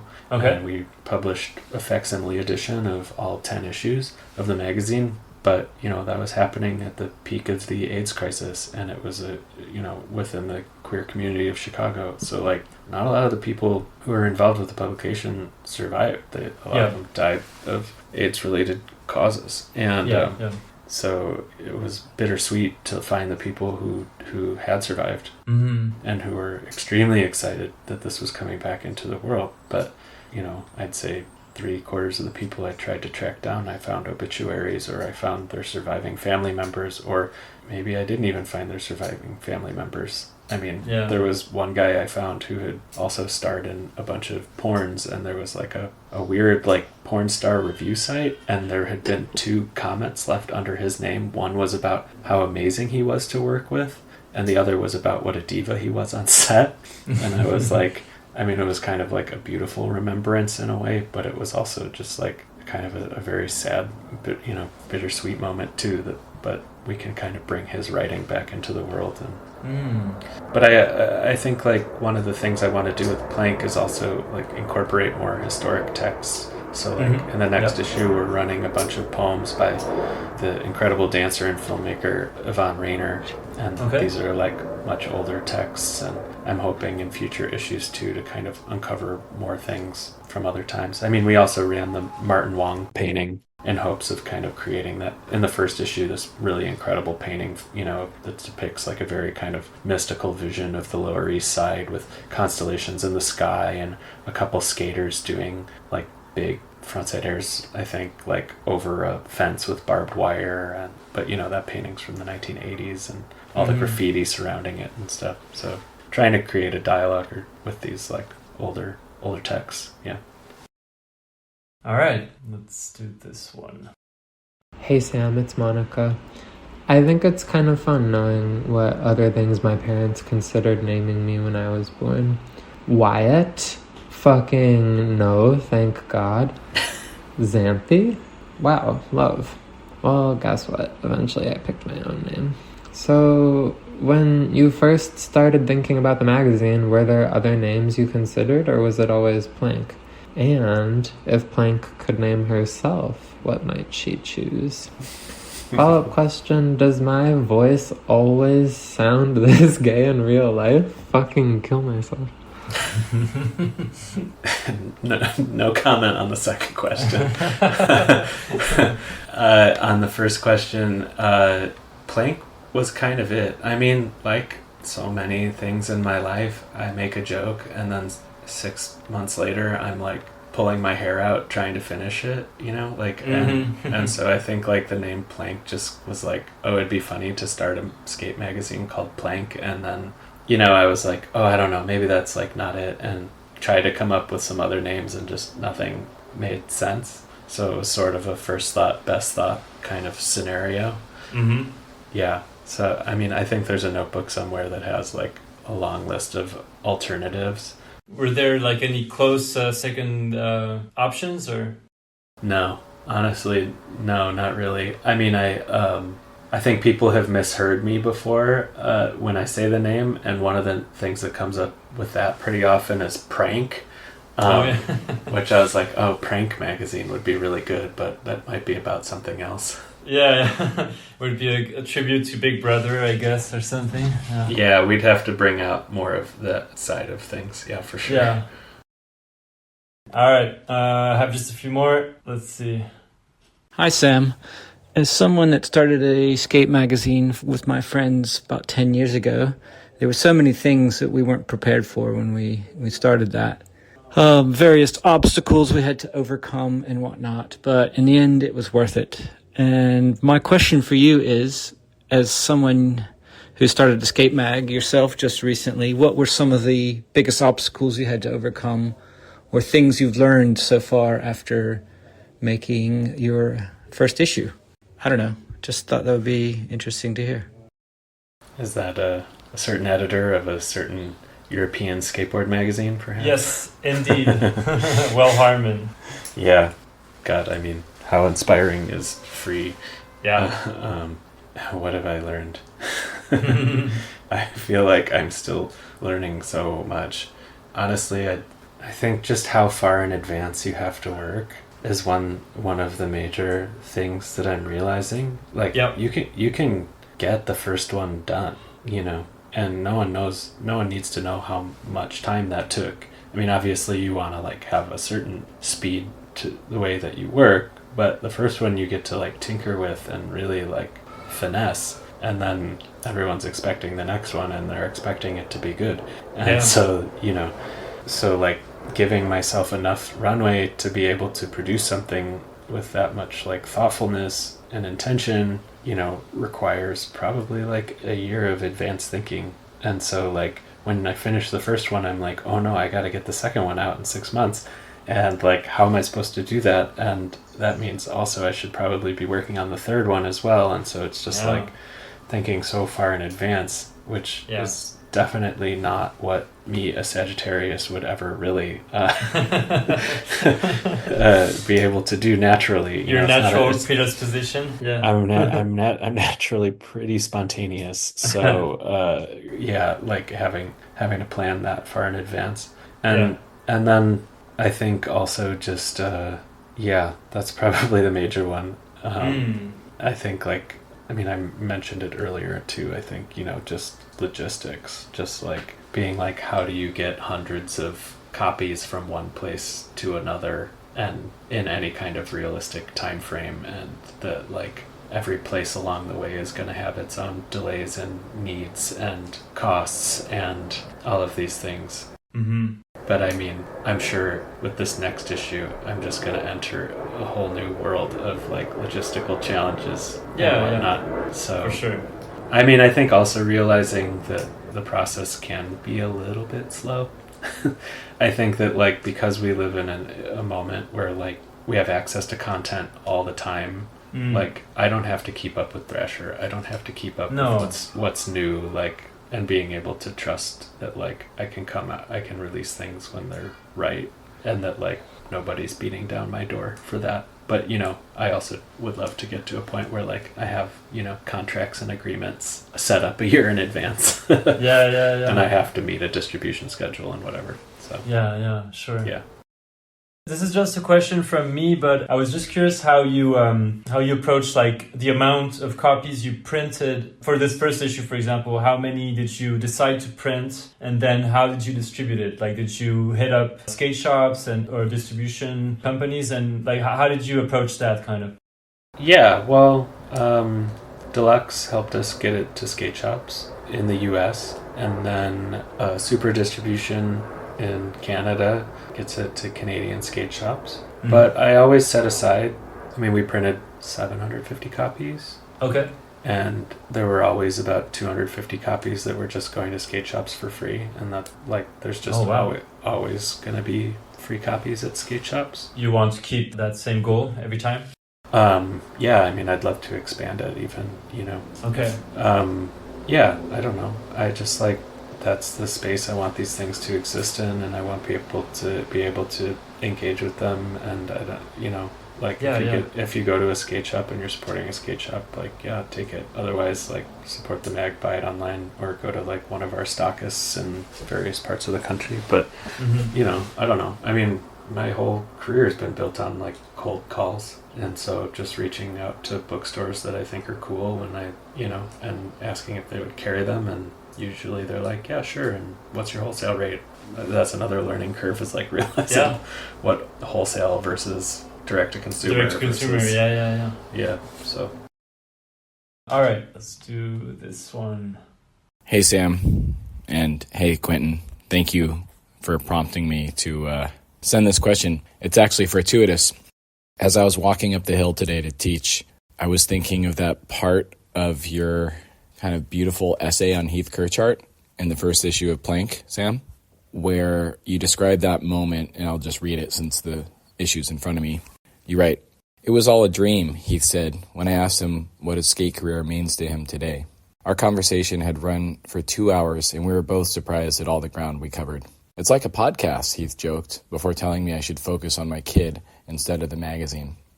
Although I don't always have the wording correctly, I think about that moment all the time.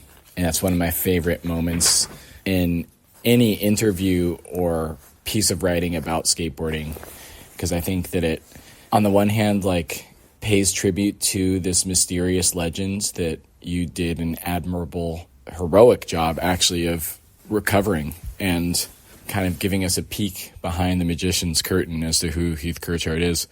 But also it has to do with adulthood, about learning to be selfless, and perhaps the conflict that you face in running a magazine and also raising a beautiful child with Dena.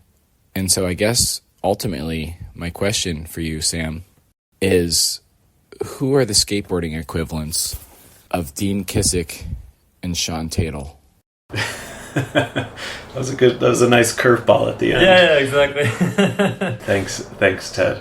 I also, it's really nice, really nice to have Ted's image in my mind. Like, I picture him with his camera or his phone in front of him, like selfie filming, like a feedback piece. Mm-hmm. Yeah. But Dean Kissick is an art critic. I think he lives in London now. He used to live in New York and was very much part of the alt-lit and a Dime Square scene here, and was like a somewhat controversial figure. He recently published a big essay in Harper's, basically about like why contemporary art is like pointless, and then Sean Tatel is a blogger, I guess you would call him, and sort of notoriously trollish, and he kind of, he goes and he sees like every exhibition in New York and he gives them all like a paragraph or two write up and then ranks them out of 5 stars. And but he's like, I think before Sean arrived on the scene, I think there were a lot of people who were like, oh, there's no such thing as negative criticism anymore, and Sean was very happy to answer that call. Anyway, so who are the skateboarding equivalents? Yeah. Of these two figures? I mean, I think Joa is probably the Manhattan Art Review Sean Tatel of the skate world.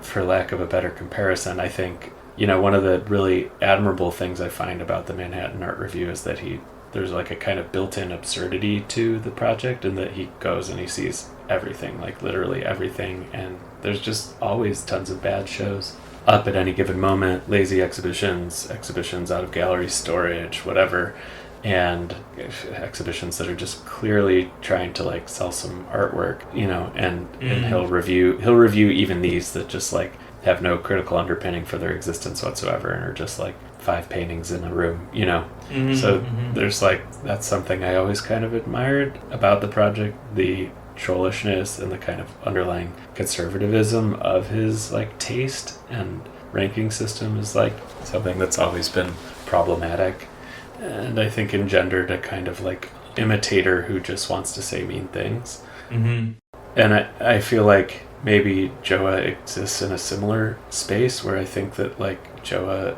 will actually take on like the far-reaching parts of skate culture that like do define it in the present, and that aren't just like cherry picking our favorites, isn't just like, oh well, there's lots of whack parts of skate culture, but like at least we have Daniel Wheatley videos, like he actually will go in on all the weird aspects and cheesy aspects and talk about Street League and talk about the kind of broad reach of skate culture, which I think I also really admire. I mean, there's also like a kind of trollishness, but I think he's so articulate. I think his takes are quite good often, but I also think it kind of engenders like a sort of trollishness in his followers to like go after people. So that's what I think the Manhattan Art Review equivalent is, and that they're both like online bloggers who maybe make their money off Patreon, and exist with like outside of kind of the traditional institutional framework of whatever industry that they're in.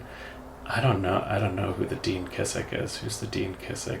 I'm like, who's just nostalgic for the 2000s? Anyone? I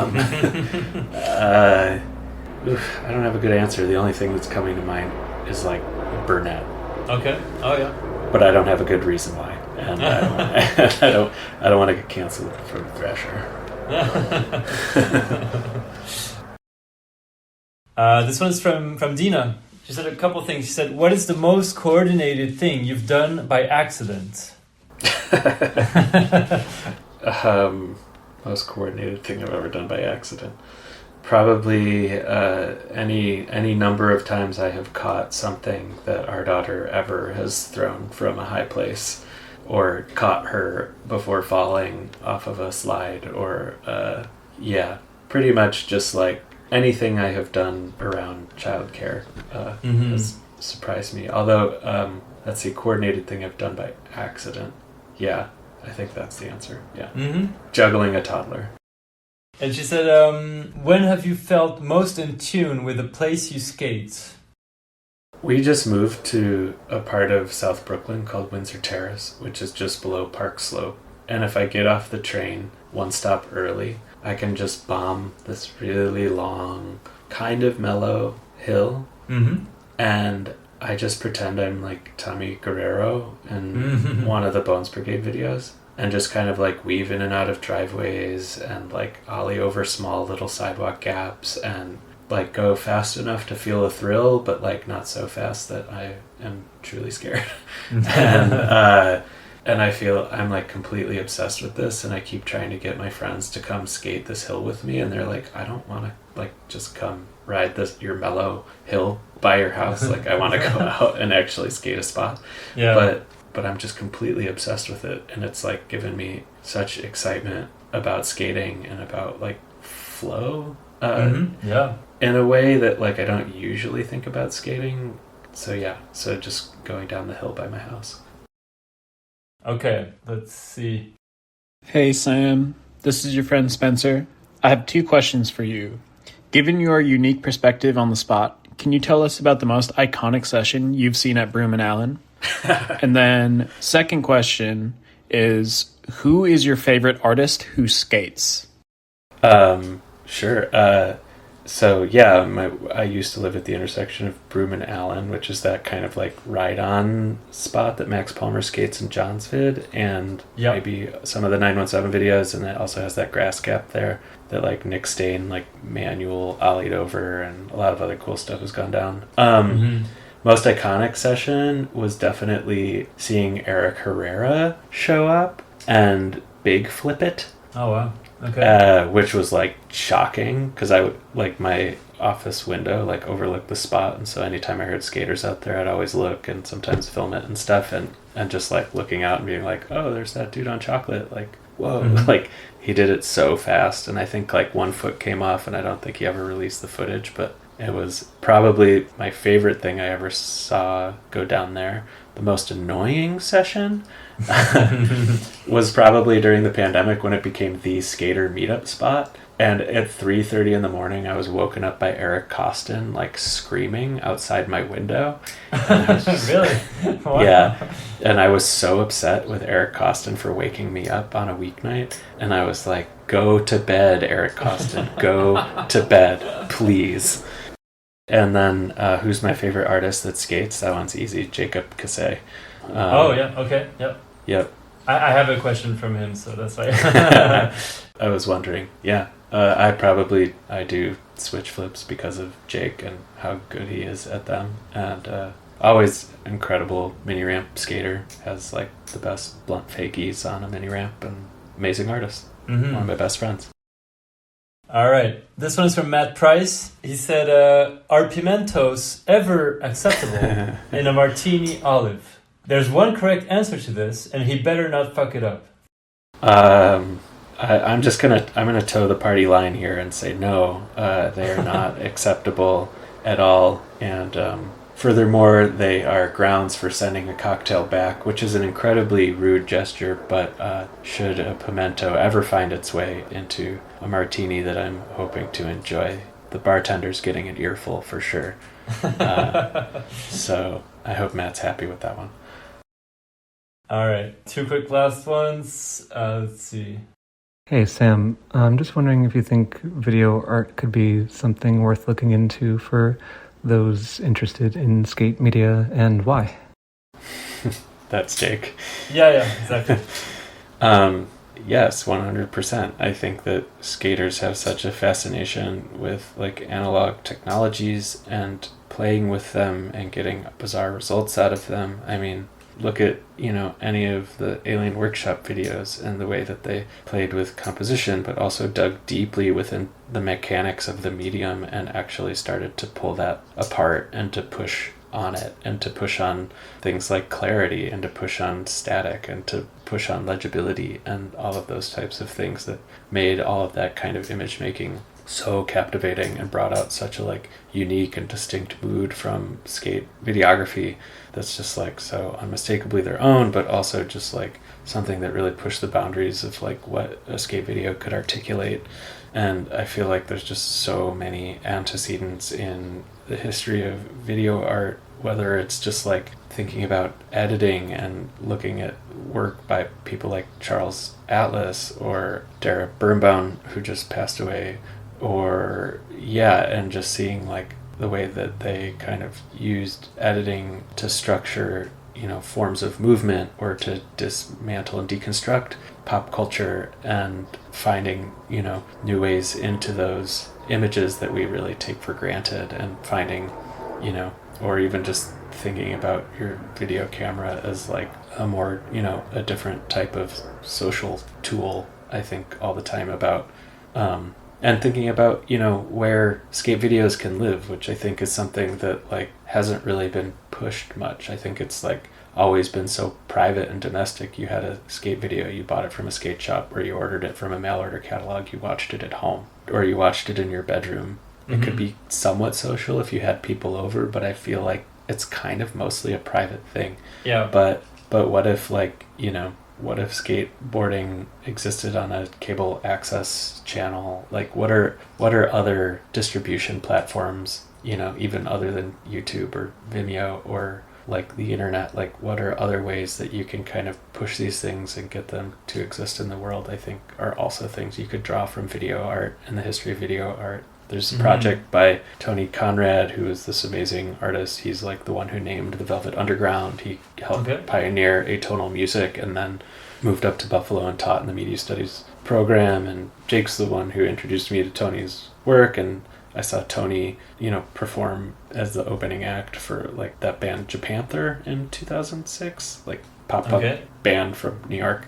Anyway, Tony, I want to say in the 90s, might have been in the 80s, had a cable access TV show called Homework Helpline, and he just got like local students from like inner city Buffalo, and they did a call-in show where kids watching at home could call in and ask for help on their math homework, and they would just like sit down and help them with long division. And like that was Tony's art at that time. And and finding, like being like, oh cool, like I have this cable access point of distribution, like what can I do with it? Like what would be interesting? And Tony also had a degree in mathematics from Harvard before he became an artist and musician and filmmaker. And so here it was like playing out in this totally different way, and was unconcerned about whether or not it was like an artwork necessarily. It was just part of the larger practice of engaging with media. So I don't know, I feel like skaters could think more broadly or differently about, distribution or what even counts as a skate video. All right. And to wrap this up, I have this last question from Louis Sarowsky, Lurker Lou. He said, how hard is it to balance new parenthood, Plank Mag, and all your writing? Nothing gets my complete focus. Yeah, I'm sure. This would be hard, yeah. Except maybe my daughter. When I'm with her, I'm not thinking about anything else. Nothing else is quite as good. All right. Well, yeah, let's wrap it up here. Thank you so much, Sam. Thank you. This was super fun. That's it for my conversation with Sam. Follow him on Instagram @buttlooksgoodinjeans. Follow Plank @PlankSkateMag. Visit plankskatemag.com to subscribe and buy some merch. And keep an eye out for issue 2 coming out in September 2025. Thank you for tuning in. See you soon for a new episode of Beyond Boards.